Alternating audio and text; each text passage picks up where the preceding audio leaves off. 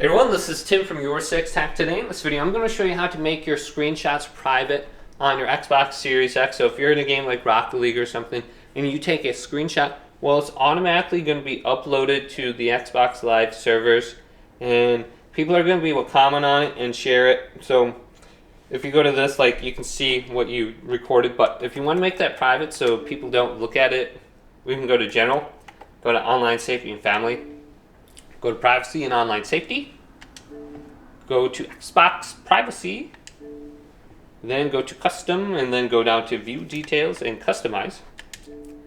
Then go to Game Content. And then we have great things like you can upload captures to Xbox. You can allow it, but we want to go to where it says others can see your captures on Xbox. Decide who can see your game clips, your video recordings, and your screenshots you upload. So you have everybody on there now. The friends, only your friends can see what you upload. That might be a good option for you. Or only me. So I like setting it to only me, so if I just randomly take a picture, well, I might just be doing that for the heck of it, and I don't want everyone to see that. So I'm just going to set it to only me.